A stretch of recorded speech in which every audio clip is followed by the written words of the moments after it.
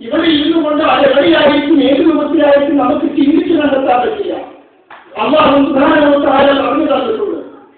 മുസ്ലിം സല്ലല്ലാഹു അലൈഹി വസല്ലം നമ്മെ പഠിപ്പിച്ചു തന്നിട്ടുണ്ട്. അവിടെ എങ്ങനെ പോലെയായിരിക്കും അത് അതേപോലെ വിശ്വസിക്കുക. അതാണ് ഒരു മുഅ്മിന്റെ ബാധ്യത. അല്ലേ? കണ്ടതേ വിശ്വസിക്കൂ എന്ന് പറയാൻ നമുക്ക് അവകാശമില്ല. ഇപ്പൊ നമുക്കറിയാം, നമ്മുടെ കണ്ണുകൾ കൊണ്ട് കാണാൻ കഴിയാത്ത ഒരുപാട് ജീവജാലങ്ങൾ നമ്മുടെ കൂടെയുണ്ട്. അറിയില്ലേ? അമീബ പോലുള്ള ജീവികളെ നമുക്ക് കാണാൻ കഴിയില്ല. പക്ഷെ അതൊന്നും സത്യമാണ്.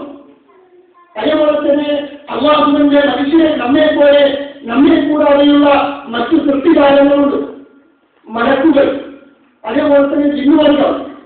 ഇവരെയൊന്നും നമുക്ക് കാണാൻ കഴിയുന്നില്ല. പക്ഷെ അവരുണ്ട്. അല്ലെ? എത്ര അടുത്ത്!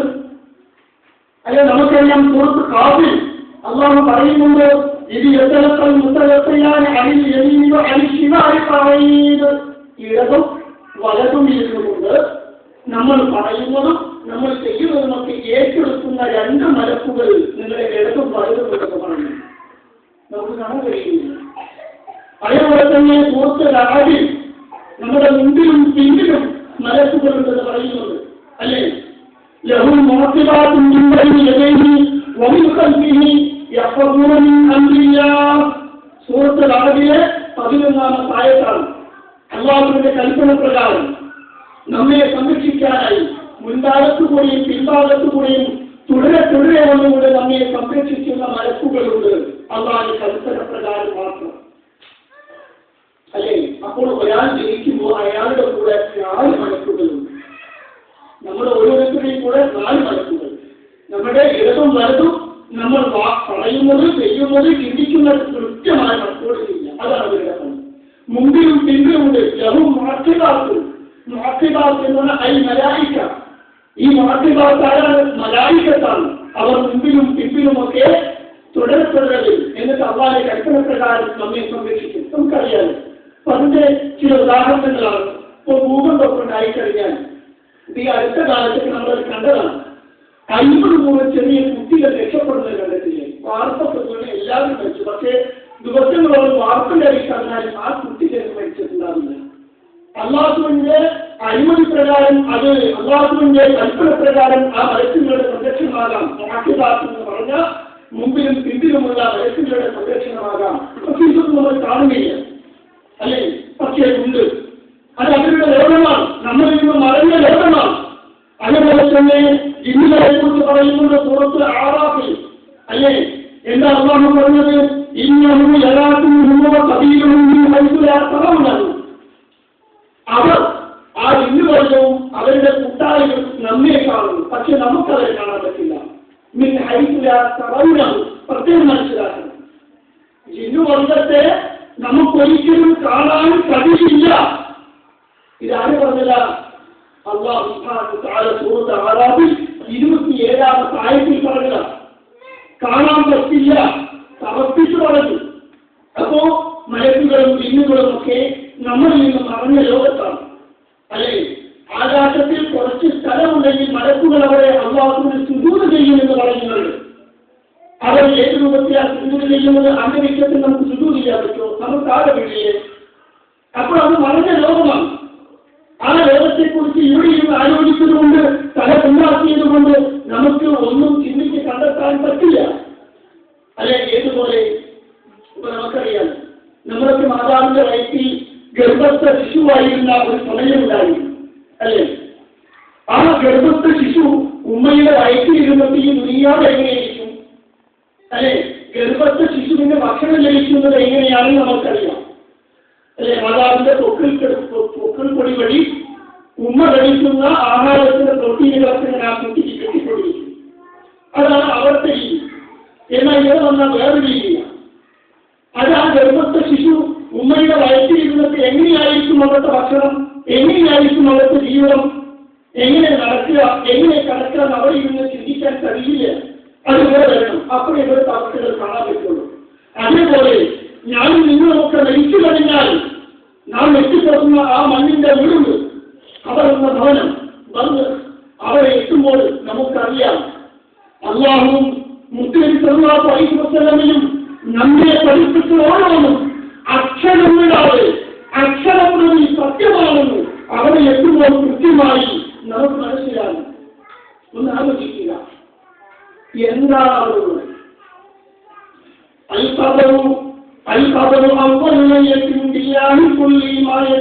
ഒരു പൈസ നമ്മൾ നമ്മോട് ചോദിക്കേണ്ട ഒരു പൈസ.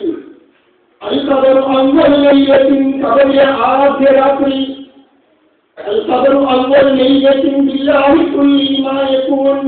കബറിലെ ആദ്യ രാത്രി ഓർക്കുക. മരിച്ചു കഴിഞ്ഞ് ആദ്യമായി കബറുന്ന ലോകത്തിൽ ഞാനും നിങ്ങൾ എത്തിപ്പെടുന്നു. ആദ്യത്തെ രാത്രി ബില്ലാഹി കുല്ലി മാ യകൂൻ. എന്താണ് അവിടെ ഉള്ളത്? എന്താ ഒന്ന് ആലോചിക്കും. നിഷ്കളങ്കമായി ആദ്യമായി നമുക്ക് പരിചയമില്ല. നമുക്ക് പരിചയമുള്ളത് നമ്മുടെ ഇടകളുടെ മക്കളുടെ കൂടെ കടന്നുറങ്ങിയതാണ്, അല്ലേ? നമ്മുടെ സുഹൃത്തുക്കളുടെ വാഹനങ്ങളിൽ സഞ്ചരിച്ചതാണ് നമുക്കുള്ള അനുഭവം. പക്ഷെ അവിടെ അതല്ല. നാം കാണുന്നത് 6 അടി മണ്ണിൽ ആ മണ്ണെന്ന കുഴിയിൽ വെച്ചുകൊണ്ട് മണ്ണിനോട് തിരിച്ചു വരുന്നതാണ്. എന്താ ഉണ്ടാവുക? ആലോചിച്ചിട്ടുണ്ടോ? ഇല്ല. മഹാനായ ഉസ്മാൻ ഇബ്നു അഫ്ഫാൻ റളിയല്ലാഹു അൻഹു കബർ കണ്ടാൽ പൊട്ടിക്കരയാറുള്ളത്, അല്ലേ? കബറിന്റെ അടുത്ത് വന്നാൽ ഉസ്മാൻ ഇബ്നു അഫ്ഫാൻ റളിയല്ലാഹു അൻഹു ചെയ്യും? കരയുമൊക്കെ, പൊട്ടിക്കരയും. ഏതുവരെ? അങ്ങനെ അദ്ദേഹത്തിന്റെ കണ്ണീരിൽ നിന്ന് താടിയിലൂടെ ഒലിച്ചിറങ്ങി താടി നനഞ്ഞ് കുതിരുമത്ര. അപ്പോൾ കൂടുതൽ ആളുകൾ ചോദിക്കുമത്രേ, തെളുക്കുള്ളിൽ ജന്മ വന്നാൽ കലാത്തടിക്ക്. അല്ല ഉസ്മാനെ, നിങ്ങൾ നരകത്തെ കുറിച്ച് കേൾക്കാറുണ്ടല്ലോ, സ്വർഗത്തെ കുറിച്ച് കേൾക്കാറില്ലേ? പക്ഷെ അപ്പോഴും നിങ്ങൾ കരയുന്നില്ലല്ലോ. ഒരു തെളിക്കുന്ന ഈ കബർ കണ്ടപ്പോഴാണോ താങ്കൾ കരയുന്നത്? എന്തിനാണ് താങ്കൾ കരയുന്നത് കബർ കണ്ടപ്പോ എന്ന് ചോദിച്ചപ്പോ മഹാനായ ഉസ്മാൻ ഇബ്നു അഫ്ഫാൻ റളിയല്ലാഹു അൻഹു അവരെ പഠിപ്പിക്കുന്നുണ്ട്. എന്തുകൊണ്ടെന്നാൽ ഇന്ന് റസൂലുള്ളാഹി സ്വല്ലല്ലാഹു അലൈഹി വസല്ലം നബി പറയുന്നത് ഞാൻ കേട്ടിട്ടുണ്ട്. എന്താ നബി പറഞ്ഞത്? മുസ്ലിം സ്വല്ലല്ലാഹു അലൈഹി വസല്ലം നമ്മെ പഠിപ്പിക്കുന്നു ഉസ്മാൻ ഇബ്നു അഫ്ഫാൻ റളിയല്ലാഹു അൻഹുവിലൂടെ, ഇന്നൽ ഖബറ അവ്വൽ മനാസിലുൽ ആഖിറ. ഖബർ പരലോകത്തിലേക്കുള്ള ആദ്യ പതനമാണ്. ഇന്നൽ ഖബറ അവ്വൽ മനാസിലുൽ ആഖിറ. ഖബറാണ് ആദ്യത്തെ ഭവനം. പരലോകത്തിലേക്ക് എത്താനുള്ള ആദ്യത്തെ വീട് ഖബറാണ് എന്ന് പറയുന്നു. ആ ആദ്യത്തെ വീട്, ആ ഖബറെന്ന ഭവനത്തിൽ ആ ഖബറിൽ കൊണ്ടുവച്ചു, അല്ലെ? ചോദ്യങ്ങളുണ്ട്, പല ശിക്ഷകളുണ്ട്, രക്ഷകളുണ്ട്, ഒക്കെയുണ്ട്. ആ ഖബറിൽ കിടക്കുന്ന മനുഷ്യൻ ആദ്യം കൊണ്ടുവച്ചു ആദ്യ രാത്രി, അല്ലെ? ചോദ്യമുണ്ടാകും, അല്ലെ? അതിന് ഉത്തരം കൊടുക്കേണ്ടി വരും. ആ സമയത്ത് അവരെ രക്ഷപ്പെട്ടാൽ, ആ തളർന്ന ഭവനത്തിൽ രക്ഷപ്പെട്ടാൽ സമാധാനവും അരിത്തറന്നു. അവർ നന്മക്കുള്ളതൊക്കെ സുഖമാണ്, പിന്നെ പേടിക്കാനില്ല. കവറുന്ന ഭവനത്തിൽ ആദ്യമൊന്ന് രക്ഷപ്പെട്ട് കിട്ടിയാൽ അവർക്ക് ചോദ്യത്തിനൊക്കെ രക്ഷപ്പെട്ടോ, അങ്ങനെ സുഖമുള്ള അവസ്ഥ അവർ കിട്ടിയാൽ പിന്നെ അപ്പുറത്തേക്ക് പേടിക്കാനില്ല. അവർ നമുക്ക് ഇരട്ടി സുഖമാണ്, സുഖം ചിന്തിക്കുകയും അതല്ല അവരെ ശിക്ഷിക്കപ്പെട്ടു, പിടിക്കപ്പെട്ടു. എന്നാലോ അതിനപ്പുറമുള്ളതൊക്കെ അതിനേക്കാളും കാഠിന്യമേറും. അവരെ എത്ര രൂപത്തിലാണോ, എത്ര കടുത്ത രൂപത്തിലാണോ കബറിൽ ശിക്ഷിക്കപ്പെടുന്നത്, അതിന്റെ അപ്പുറത്തേക്ക് ഇങ്ങനെ പോകുമ്പോ, അല്ലെ? പുനർജീവനം കഴിഞ്ഞ് മഹശറയിലേക്ക് പോകുമ്പോ, മഹശറയിൽ നിൽക്കുമ്പോ വിചാരണ, അതിനുശേഷം നരകം, അങ്ങനെ പോകുമ്പോഴും ശിക്ഷയുടെ കാഠിന്യം ഏറിക്കൊണ്ടിരിക്കും, കൂടിക്കൊണ്ടിരിക്കും എന്നാണ് മുസ്ലിം സ്വല്ലല്ലാഹു അലൈഹി വസല്ലം നമ്മെ പഠിപ്പിച്ചത്. അത് ഓർത്തുകൊണ്ടാണ് ആര് കരഞ്ഞത്? ഉസ്മാൻ ഇബ്നു അഫ്ഫാൻ റളിയല്ലാഹു അൻഹു കരഞ്ഞത്, അല്ലേ? ആരാ ഉസ്മാൻ ഇബ്നു അഫ്ഫാൻ റളിയല്ലാഹു അൻഹു? അശറത്ത് മുബശ്ശിരീന, അല്ലേ? 10 സ്വർഗ്ഗാവകാശികൾ. ഈ ലോകത്ത് വെച്ച് തന്നെ മുത്തുനബി കരീം സ്വല്ലല്ലാഹു അലൈഹി വസല്ലമയുടെ വാക്കിലൂടെ 10 പേർ സ്വർഗ്ഗത്തിലാണ്. നിങ്ങളുടെ കൂട്ടത്തിൽ 10 പേർക്ക് ഞാൻ ഗ്യാരണ്ടിയാണ്. 10 പേർ സ്വർഗ്ഗത്തിലാണ്. പ്രവാചകൻ പേരെഴുതി പറഞ്ഞു. അക്കൂട്ടത്തിലെ 3-ാമനാണ് അബൂബക്കർ, ഉമർ, ഉസ്മാൻ, അലി റളിയല്ലാഹു അൻഹു, അല്ലേ? അപ്പോൾ ഈ ലോകത്ത് വെച്ച് തന്നെ മുത്തുനബി സ്വല്ലല്ലാഹു അലൈഹി വസല്ലം സ്വർഗ്ഗത്തിലാണെന്ന് പറഞ്ഞ ഉസ്മാൻ റളിയല്ലാഹു അൻഹുവാണ് ഖബർ കണ്ടപ്പോൾ പൊട്ടിക്കരഞ്ഞത്. എന്നോർത്തിട്ട് ആ ഖബറിൽ ഞാൻ ശിക്ഷിക്കപ്പെട്ടാൽ അതിനപ്പുറത്തേക്ക് എന്തായിരിക്കും ശിക്ഷയുടെ കാര്യം? ഓർത്തിട്ടുണ്ടോ? ഞാനും നിങ്ങളുമൊക്കെ ഇന്ന് മരണപ്പെട്ടാൽ ആ കബറിൽ എത്തിപ്പെടുന്ന ആദ്യ സമയം അല്ലേ കബറിനൊരു പരിചയപ്പെടലുണ്ട്. അതിൽ നിന്ന് ആർക്കും രക്ഷയില്ല. കബറിൽ എത്തിപ്പെട്ടു ആർക്കും അല്ലെ. എന്താ മുസ്ലിം പറഞ്ഞത്? അതിൽ നിന്ന് ലഭിക്കുന്നൊരു പരിചയപ്പെടൽ. അതിൽ നിന്ന് മുഅ്മിനോ കാഫിറിനോ മുനാഫിക്കിനോ ചെറിയ കുട്ടികൾക്കോ വലിയവർക്കോ ആർക്കും രക്ഷയില്ല. സ്ത്രീകൾക്ക് പുരുഷന്മാർക്ക് ആർക്കും രക്ഷയില്ല അല്ലേ. എന്താ പറയുന്നത്? ഇമാം അഹ്മദ് റഹ്മത്തുള്ളാഹി അലൈഹി ഉദ്ധരിക്കുന്ന ഹദീസിൽ നമുക്കിങ്ങനെ കാണാൻ കഴിയുന്നു. ഈ ഇന്നലിൽ കബറിൽ അവസ്ഥ തീർച്ചയായും കബറിനൊരു ലഭിക്കുന്നുണ്ട്. ലൗകാന അഹദുൻ നാദിയൻ മിൻഹാ ലനജാ സഅദ് ഇബ്നു മുആദ് റളിയല്ലാഹു അൻഹു. ഇന്നലിൽ കബറിൽ അവസ്ഥ തീർച്ചയായും കബറിനൊരു പിടിച്ച് നെരിക്കുന്നുണ്ട്. ആ കബറിന്റെ നെരുക്കത്തിൽ നിന്ന് ആർക്കെങ്കിലും അല്ലാഹു രക്ഷപ്പെടുത്തുകയാണെങ്കിൽ ആർക്ക് കൊടുക്കും? ആ കബറിന്റെ ഇറുക്കലിൽ നിന്ന് അല്ലാഹു രക്ഷപ്പെടുത്തുമായിരുന്നില്ല. സഅദിനെ പോലും രക്ഷപ്പെടുത്തിയിട്ടില്ല. ആരാണ് സഅദ് ഇബ്നു മുആദ് റളിയല്ലാഹു അൻഹു? സഅദ് ഇബ്നു മുആദ് റളിയല്ലാഹു അൻഹു മരിച്ചു കഴിഞ്ഞപ്പോഴാണ് ആ സഅദ് ഇബ്നു മുആദ് റളിയല്ലാഹു അൻഹുവിന്റെ സാധാരണ മുത്തനബി സല്ലല്ലാഹു അലൈഹി വസല്ലം അനുശോചനം അറിയിച്ചു. സഅദ് ഇബ്നു മുആദ് റളിയല്ലാഹു അൻഹുവിന്റെ മരണത്തിലൂടെ അല്ലാഹുവിന്റെ അർശ് വിറച്ചു എന്നാണ് പറഞ്ഞത്. അല്ലാഹുവിന്റെ സിംഹാസനം കുലുങ്ങി എന്നാണ് പ്രവാചകന്റെ അനുശോചനം. സഅദ് ഇബ്നു മുആദിനോട് ആ സഅദിനെ പോലും കബറിന്റെ വധത്തിൽ നിന്നും ആ നെരുക്കത്തിൽ നിന്ന് രക്ഷയുണ്ടാവില്ല. ഒരു സാധാരണക്കാരായിട്ടുള്ള പാവങ്ങൾ എല്ലാവരും ചെയ്തിട്ടുള്ള അല്ലാഹുവിനോട് ചെയ്തു തീർക്കേണ്ട കാര്യങ്ങളിൽ വീഴ്ച നന്മയിൽ സാധാരണ കൊടുക്കാത്ത ഉത്സാഹം കാണിക്കാത്ത നമ്മുടെ അവസ്ഥയുണ്ടായിരിക്കും ആ കബറിൽ അല്ലേ. കബറിൽ എത്തിയാലുള്ള ഒന്നാമത്തെ അവസ്ഥ പറഞ്ഞു ഒരു പരിചയപ്പെടൽ. ചില വ്യാഖ്യാനങ്ങളിൽ ഇങ്ങനെ കാണുന്നു അല്ലാഹു അഅലം അല്ലേ. നമ്മളൊക്കെ മണ്ണിൽ നിന്നുള്ളവരാണ്. ആ പരിചയപ്പെടലിന്റെ ഒരു തത്വം നമുക്കിങ്ങനെ മനസ്സിലാക്കാൻ കഴിയുമ്പോൾ ബാക്കി അല്ലാഹു അഅലം. നമ്മളൊക്കെ മണ്ണിൽ നിന്ന് സൃഷ്ടിക്കപ്പെട്ടവരാണ്. അങ്ങനെ കുറെ കാലം നമ്മൾ മണ്ണിനെ കണ്ടില്ല. അങ്ങനെ വീണ്ടും കുറെ ഇടവേളയ്ക്ക് ശേഷം ആ മണ്ണിൽ എത്തിപ്പെട്ടപ്പോ ഒന്ന് പിന്നെയും കുറെ ഇടവേളയ്ക്ക് ശേഷം കണ്ടപ്പോഴുള്ള ഒരു ആലിംഗനമാണ്. കുറെ കാലം നമ്മുടെ കുടുംബക്കാരെ കാണാതാവുന്ന നമുക്ക് കെട്ടിപ്പിടിക്കും, ഒന്ന് എത്തിപ്പിടിക്കും. അതേപോലുള്ള ഒരു പരിചയപ്പെടലാണ് ഇന്നലിൽ കബറിൽ പുറത്ത കബറിന് ആദ്യം എത്തിപ്പെട്ടാൽ അവിടെ നിന്ന് ഇരിക്കലുണ്ടെന്ന് പറയുന്നു. പിന്നീടാണ് ചോദ്യങ്ങൾ ആവർത്തിക്കുന്നത് അല്ലേ. കബറിൽ ചോദ്യങ്ങൾ ചില കാര്യങ്ങളൊക്കെ ചോദിക്കും. ചെറിയൊരു വിചാരം, ചെറിയൊരു ഹിസ അവിടെ നിന്ന് അതിൽ നിന്ന് രക്ഷപ്പെടണം. അതിന് കൃത്യമായി മറുപടി കൊടുക്കാൻ കഴിഞ്ഞാൽ അവിടെ രക്ഷയുണ്ട്. അതിനുശേഷവും രക്ഷയാണ് അല്ലേ. മുസ്ലിം സല്ലല്ലാഹു അലൈഹി വസല്ലം പഠിപ്പിക്കുന്നു അല്ലെ. എന്താ പഠിപ്പിക്കുന്നത്? ഒരു മനുഷ്യനെ എഴുതുന്നു അൽ അബ്ദു ഇദാ ഉദിഅ ഫീ ഖബരിഹി. ഒരു അടിമ മരിച്ചു, അല്ലാഹുവിന്റെ ഒരു അടിമ മരിച്ചു കഴിഞ്ഞാൽ അവനെ എന്ത് ചെയ്യും? അവരുടെ വീട്ടുകാരൊക്കെ പാടെ മയ്യത്ത് കൊടുത്തിട്ട് കടം ചെയ്ത് എന്ത് ചെയ്യുന്ന മയ്യത്ത് കട്ടിലേക്ക് കബറിടത്തിലേക്ക് കൊണ്ടുപോകും.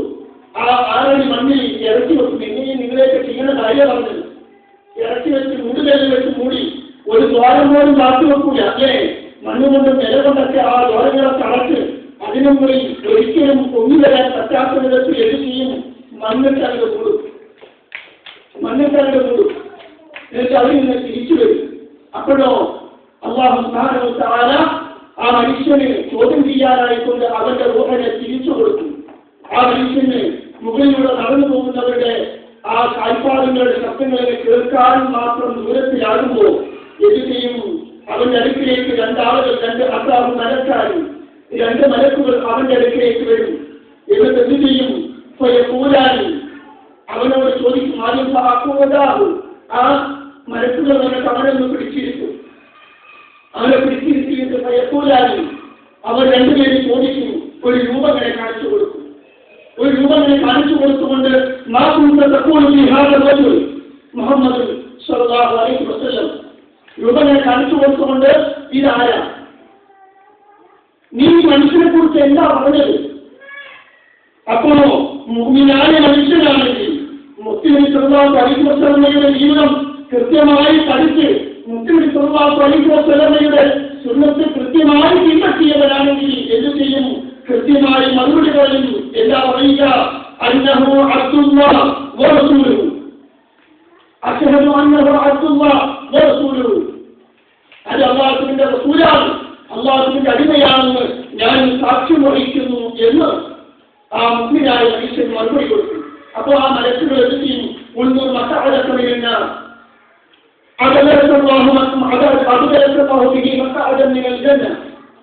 എന്ത് ചെയ്യും? അപ്പോ കൃത്യമായി മറുപടി കൊടുക്കുമ്പോൾ എന്ത് ചെയ്യും? ആ മലക്കുകളെ കാണിച്ചു കൊടുക്കുക, നരകത്തിലെ നിന്റെ സ്ഥാനങ്ങളെ ആദ്യം നോക്ക്, നീ ഇതിലേക്കായിരുന്നു പോകേണ്ടിയിരുന്നു, പക്ഷേ നീ മുത്തുനബിയെ അനുസരിച്ചു, മുത്തുനബിയെ അനുസരിച്ച് ജീവിച്ചു. അതുകൊണ്ട് അല്ലാഹു നിനക്ക് ആ സ്വർഗത്തിലേക്ക് നിന്റെ സീറ്റ് മാറ്റി, നിന്റെ സ്ഥാനം സ്വർഗമാണ്. നീയെത്തന്നെയാണ് മുഹമ്മദ് നബിയെ എതിർത്തിരുന്നെങ്കിൽ, മുഹമ്മദ് നബി പറഞ്ഞതുപോലെ ജീവിച്ചിട്ടില്ലായിരുന്നുവെങ്കിൽ നിനക്ക് നരകമായിരുന്നു കിട്ടേണ്ടിയിരുന്നത്. അല്ലാഹു നിന്നെ രക്ഷിച്ചു എന്ന് പറയുമ്പോൾ ആ മനുഷ്യൻ രണ്ടും കാണും. നരകം ഇങ്ങനെ കത്തുന്നതും കാണും, കവറിൽ കടന്നുകൊണ്ട് സ്വർഗവും കാണും. സ്വർഗത്തിലെ സുഖങ്ങൾ, സ്വർഗത്തിൽ അവന്റെ വീടൊക്കെ അങ്ങനെ കാണും. അങ്ങനെ അവർ സന്തോഷത്തോടു കൂടി കഴിയും. ഇതൊരു മുന്നിലുണ്ടാവുന്ന അവസ്ഥയാണ് കബറിൽ ആദ്യമായി ചോദ്യം ചെയ്യുന്ന സമയം. അതോ ഇൻകാനെ കാഫിർ ഔ മുനാഫിഖൻ, ഇനി ഇത് മുന്നിന്റെ അവസ്ഥയാണ് പറഞ്ഞത്. അതല്ല, കാഫിറാണ്, നന്ദികെട്ടവനാണ്, സത്യനിഷേധിയാണ്, മുനാഫിഖൻ നിഫാഖുള്ളവനാണ്, കാപട്യമുള്ളവനാണെങ്കിലോ അവരോട് ചോദിക്കും, ഈ ആളെ കുറിച്ച് നീ എന്താ പറഞ്ഞിരുന്നത്? അപ്പൊ അവനെ പറയാൻ കിട്ടില്ല. എനിക്കറിയില്ല, ജനങ്ങൾ എന്തൊക്കെയോ പറയുന്നത് കേട്ടു, അതേപോലെ ഞാൻ പറഞ്ഞു, വന്നതുണ്ടെന്നോ ഖുർആൻ വാക്കുണ്ടെന്നോ നെസ്തുമാലിസ്ലമിയുടെ സുന്നത്ത് പഠിപ്പിക്കുന്നെന്നോ ഒക്കെ ഇങ്ങനെ പറയുന്നത് കേട്ടു, പക്ഷേ ഞാൻ കഴിഞ്ഞ് ചെവിക്കൊണ്ടില്ല, എനിക്ക് വേറെ പല തിരക്കുണ്ടായിരുന്നു എന്ന് പറയുമ്പോ ആ മനസ്സുകൾ പറയും, നീ അറിഞ്ഞില്ല, വായിച്ചതുമില്ല, നീ അറിഞ്ഞില്ല, നീ മനസ്സിലാക്കിയില്ല, പഠിച്ചില്ല, മുത്തനബിയെ കുറിച്ച് പഠിച്ചില്ല, ഇസ്ലാമിനെ കുറിച്ച് നീ പഠിച്ചില്ല എന്ന് പറയുകയും അവരുടെ കയ്യിലുള്ള ഇരുമ്പിന്റെ ബന്ധുകൊണ്ട് കുതിരയും അവന്റെ ചെടിയുടെ രണ്ട് ചെടിയുടെ ഇടയിലേക്ക് അവരുടെ കയ്യിലുള്ള ചുറ്റിയെ കൊണ്ട് ആണ്ട് കാട്ടിയെന്ന് കൊടുക്കും, ഇരുമ്പിന്റെ വടി കൊണ്ട്.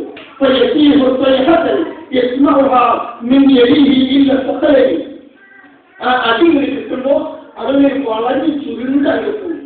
എന്നിട്ട് ആ ശബ്ദം സകലയും ജിന്നുവർഗവും മനുഷ്യരും ഒഴികെ ബാക്കി എല്ലാവർക്കും അത് കേൾക്കാം. അത് നമ്മളൊക്കെങ്ങാനും കേട്ടാൽ ഒരു സെക്കൻഡ് പോലും പിന്നെ നമ്മൾ അധ്വാനിക്കാൻ പടം പടമത്തോടില്ല, പള്ളിയിൽ കണ്ടല്ല. അത്രയ്ക്ക് ഭീകരമാണ് അടി കിട്ടിയിട്ട് കബറാളികൾ കരയുന്ന ആ ശബ്ദം. ഇത് ഏതായിരിക്കും നമ്മുടെ അവസ്ഥ? മുഅ്മിനായ മനുഷ്യനുണ്ടായ അവസ്ഥയായിരിക്കോ, അതോ കാഫിറിന് കിട്ടിയവരെ അടിയേറ്റ് കഴിയേണ്ട ഒരു അവസ്ഥയായിരിക്കുന്ന കബറിൽ? നമ്മളാ തീരുമാനിക്കരുത്. ഞാൻ ഈ ദുനിയാവിൽ വെച്ച് തീരുമാനിക്കണം, അല്ലെ? അതേപോലെ തന്നെ മറ്റൊരു റിപ്പോർട്ടിൽ, മുസ്ലിമിന്റെ റിപ്പോർട്ടിൽ, മുസ്ലിമിന്റെ ഭാഗത്ത് മുസ്ലിമിനോട് പറയുമല്ലോ, ആരാണെന്ന് ചോദിക്കുമ്പോൾ അവൻ മുഹമ്മദ് നബിയാണ്, അല്ലാഹുവിന്റെ റസൂലാണ് എന്നൊക്കെ സാക്ഷ്യം വഹിക്കും. ആ സമയത്ത് ചോദ്യങ്ങളെ കാണിച്ചു കൊടുക്കുമല്ലോ. അതോടൊപ്പം തന്നെ മുസ്ലിമിന്റെ റിപ്പോർട്ടിൽ ഇങ്ങനെ കൂടി വന്നിരിക്കുന്നു, എന്താണ്? അവന്റെ ഖബർ ഇങ്ങനെ മുഹമ്മദ് നബിയാണ് എന്നൊക്കെ അവർ ചോദിക്കുന്ന ചോദ്യത്തിന് കൃത്യമായി മറുപടി പറയുക എന്ത് ചെയ്യും? 70 മുതം അളവോളം ഖബറിങ്ങനെ വിശാലമാണ്. വിശാലമാകുമെന്ന് മാത്രമല്ല, ആ കണ്ണത്താ ദൂരത്തേക്ക് ഖബറിങ്ങനെ വിശാലമാവുകയും പുനർജീവിപ്പിക്കുന്നത് വരെ ആ വിശാലമായി കിടക്കുന്ന ആ ഖബറിന്റെ മുഴുക്കെ പച്ച വിരിച്ചു നിൽക്കും, പച്ച പൂന്തോപ്പായി മാറും. സ്വർഗത്തിന്റെ പച്ച പച്ചു വിരിച്ചു നിൽക്കുന്ന ആ സ്വർഗത്തിന്റെ പരിമളവും സ്വർഗത്തിന്റെ സുഗന്ധവും നിറഞ്ഞിങ്ങനെ കണ്ണത്താ ദൂരത്തേക്ക് ഇങ്ങനെ അവരുടെ ഖബർ വിശാലമാണ്. ഇത് ഒരു മുസ്ലിമിന് കിട്ടുന്നതാണ്. അല്ലാഹുവിന്റെ റസൂലിനെ അനുസരിച്ച് ജീവിച്ചവർ. അതേപോലെ തന്നെ സുജൂദ് ഉദ്ധരിച്ച മറ്റൊരു ഹദീസിൽ, അല്ലെ, ഒരാൾ മരിച്ചു കഴിഞ്ഞാൽ നിങ്ങളിലുള്ള ഒരു മയ്യത്തിനെ കബറിൽ കൊണ്ടുപോയി വെച്ചാൽ, അല്ലെങ്കിൽ നിങ്ങളിൽ ഒരാളെ കബറിൽ കൊണ്ടുപോയി വെച്ചു കഴിഞ്ഞാൽ അട്ടാഹു മലക്കാരി 2 മലക്കുകൾ വരുമെന്ന് പറയുന്നു. അവരുടെ പേരും തുർമുദി എന്ന് തുർമുദിയുടെ ഹദീസിൽ പറഞ്ഞിട്ടുണ്ട്. ഒന്നിന്റെ പേര് മുൻകറെന്നും മറ്റേ മലക്കിന്റെ പേര് നസീറെന്നും പറയപ്പെട്ടിട്ടുണ്ട്. അങ്ങനെ അവർ വന്നിട്ട് ചോദിക്കും, ഒരു മുന്നിലായ മനുഷ്യനോട്, നല്ല സത്യവിശ്വാസിയായ മനുഷ്യനോട് ഇങ്ങനെ കാണിച്ചിട്ട് ചോദിക്കും, ഈ മനുഷ്യനെ കുറിച്ച് നീ എന്താ പറഞ്ഞത്? അപ്പോൾ തന്നെ ആ മുന്നിലായ മനുഷ്യൻ പറയുന്നത്, അശ്ഹദു അല്ലാ ഇലാഹ ഇല്ലല്ലാഹ് വ അന്ന മുഹമ്മദൻ അബ്ദുഹു വ റസൂലുഹു, അല്ലാഹുവല്ലാതെ ഇലാഹില്ല, മുഹമ്മദ് അവന്റെ അടിമയും അല്ലാഹുവിന്റെ റസൂലുമാണെന്ന് ഞാൻ സാക്ഷ്യം വഹിക്കുന്നു എന്ന് എടുത്തുവെച്ച് പറയാൻ പറ്റും. അപ്പൊ തന്നെ ഉത്തരവ്. അപ്പൊ എന്ത് ചെയ്യും? ആ മലക്കുകൾ എന്ത് ചെയ്യും? ഇതേപോലെ 70 പോലെ കബറിങ്ങനെ വിശാലമാണ്. മാത്രമല്ല ആ കബറ് പ്രകാശപൂരിതമാണ്. 70 അളവോളം കബറിങ്ങനെ വിശാലമാണ്. മറ്റേ ഹദീസിൽ പറഞ്ഞു പച്ചപ്പട്ടിങ്ങനെ പച്ച പുറത്തു നിൽക്കും. അതേപോലെ തന്നെ തുർമുദിയുടെ ഹദീസിൽ ആ കണ്ണത്താ ദൂരത്തേക്ക് കബർ വിശാലമാവുകയും ആ കബറുടെ മുഴുക്കെ ആ വിശാലമായ ലോകം മുഴുക്കെ എന്തിയും പ്രകാശം കൊണ്ട് തറയും. ആനന്ദവും സുഖവും ഇങ്ങനെ അതിലൂടെ ഞാൻ ആസ്വദിച്ചുകൊണ്ട് അവൻ കബറിൽ കഴിയിട്ടില്ല. കുറച്ചുകൂടെ കഴിയും എന്ത് ചെയ്യും? അവന് കിട്ടിയ അനുഗ്രഹം, ഈ സുഖങ്ങളെ സ്വർഗത്തെ അവരുടെ ഉയരത്തിനെ കബറിൽ കടന്നിനെ കാണുമ്പോൾ ആ മനുഷ്യനിങ്ങനെ പറയും, മനുഷ്യനോട് അനുമതി ചോദിക്കും, ഞാനൊന്ന് തിരിച്ചു പോട്ടെ.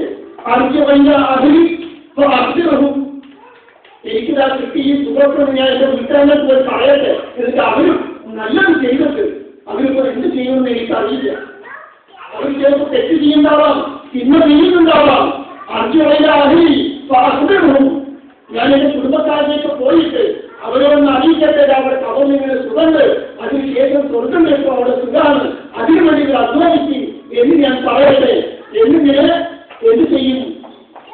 മലക്കുകളോട് അപേക്ഷിച്ചു നോക്കും. അപ്പോഴാണ് ആ മലക്കുകൾ പറയും, എന്താ പറയൂലായി പുനർജീവിക്കുന്നതുവരെ ഒരു മണവാളന്റെ ഉറക്കം നീ ഉറങ്ങിക്കണം. എന്താ പറഞ്ഞത്? മണവാളന്റെ ഉറക്കം. നമുക്കറിയാം, ഈ ലോകത്ത് ജീവിക്കുന്ന ഏതൊരു ഭാര്യ ഭർത്താവിനെ സംബന്ധിച്ചിടത്തോളം അവരുടെ ജീവിതത്തിൽ നടക്കാനാവാത്തതാണ് ആദ്യ രാത്രി, അല്ലെ? ആ ഒരു രാത്രി നമ്മുടെ മനസ്സും ശരീരവും കണ്ണുമൊക്കെ ആനന്ദിച്ചിട്ടുണ്ട്. ഒരുപാട് അനുഭൂതികൾ, സുഖങ്ങൾ, അല്ലേ? അപ്പോൾ ഇവിടെ കബറാളിയായിട്ടുള്ള മുന്നിലായ മനുഷ്യൻ എന്ത് ചെയ്യുന്നു? അതേ ആസ്വാദനം. ആദ്യ രാത്രിയിൽ നമ്മുടെ മനസ്സും ശരീരവുമൊക്കെ എത്രമാത്രം ആനന്ദലഹരിയിലായിരുന്നു, ആ ആനന്ദലഹരിയിലായിരിക്കും മുന്നിലായ മനുഷ്യൻ കബറിലെന്നാണ് നമുക്ക് മനസ്സിലാക്കാൻ കഴിയുന്നത്. ആ ഒരു ആനന്ദലഹരി കിട്ടണമെങ്കിൽ ഈ ലോകത്ത് ജീവിക്കണം. മുസ്ലിം പറഞ്ഞ പോലെ ജീവിക്കണം. സ്വല്ലല്ലാഹു അലൈഹി വസല്ലം, അല്ലെ? ഇനി കാഫിറായ മനുഷ്യനാണെങ്കിൽ, നന്ദികെട്ട മനുഷ്യനാണെങ്കിൽ, സത്യനിഷേധിയാണെങ്കിൽ, മുനാഫിക്കായ മനുഷ്യനാണെങ്കിലോ എല്ലാം സംഭവിക്കുക. അവനും ഇതേപോലെ കാണിച്ചു കൊടുക്കും. വലിയ മുനാഫിക്കായ മനുഷ്യനാണെങ്കിൽ ഇങ്ങനെ നിരുസംബാധിച്ചവനെ കാണിച്ചു കൊടുക്കുന്നത് ധാരാളം. ഈ മനുഷ്യനെ കുറിച്ച് എന്താ പറഞ്ഞത് എന്ന് ചോദിക്കുമ്പോ അയാൾ പറയും, എനിക്കറിയില്ല, ആളുകൾ ഇതൊക്കെ പറയുന്നത് കേട്ടു എന്ന് പറയുമ്പോ എപ്പോഴാണ് എന്റെ മനസ്സുകൾ പറയും, ഞങ്ങൾക്കറിയായിരുന്നു, നീ ഇങ്ങനെ പറയുള്ളൂ, നിനക്ക് അറിയില്ല, ഇത് പറയുന്നത് ഞങ്ങൾക്കറിയാം എന്ന് അടുത്ത കൽപ്പന അവരുടെ ശിക്ഷയാണ് വരുന്നത്. നബി സല്ലല്ലാഹു അലൈഹി വസല്ലമയുടെ ജീവിതം പഠിക്കാത്ത, ജീവിതം അറിയാത്ത, അതനുസരിച്ച് ജീവിക്കാത്ത ആളുകൾക്കുള്ള ശിക്ഷ അവരെ അനുഭവിക്കുന്നു, അവരെ കാണിച്ചു കൊടുക്കുന്നു. എന്താ പറയുന്നത്? ഈ അറബി ഭൂമിയോട് പറയുന്നത്രേ, ഈ ഇക്കറിഞ്ഞി അഴകി ആ കബറിങ്ങനെ ഭൂമിയോട് വിടുങ്ങാൻ പറയുന്നത്രേ. അവന്റെ ആ ശരീരത്തിലേക്ക് ഭൂമി വന്നത്തിനെ ചെയ്യും, എടുക്കാൻ തുടങ്ങും. എത്ര വരെ അവന്റെ വായു എന്നിങ്ങനെ മുട്ടുമാറി ആ കബറിങ്ങനെ എടുക്കും. അവർ എത്ര നേരം? 1 മണിക്കൂറോ 1 ദിവസമോ അല്ല. ആ അവനെ വീണ്ടും പുനർജീവിപ്പിക്കുന്നതുവരെയും ഇതേ അവസ്ഥയിൽ ആ കബറിങ്ങനെ വന്ന് ജയിച്ചുകൊണ്ടേയിരിക്കും. ജനിക്കുന്ന സമയത്ത് അവന്റെ വാരിയെല്ലുകൾ കൂട്ടി കോർത്തു പോകും, പൊട്ടിപ്പോകുന്ന നിലക്കായിരിക്കും ഉണ്ടാവുക. ഇടിഞ്ഞും ആ കബറിന്റെ ആ നെരുക്കലിൽ കടന്നതിനെ കണ്ടുകൊണ്ടിരിക്കും ആ കാഫിറായ മുനാഫിക്കായ മനുഷ്യനിൽ എന്ന് തുറമുറിയിൽ വന്ന ഹദീസിലൂടെ നമുക്ക് മനസ്സിലാക്കാൻ കഴിയും. വിശ്വാസമില്ല. ഒന്ന് ആലോചിച്ചു.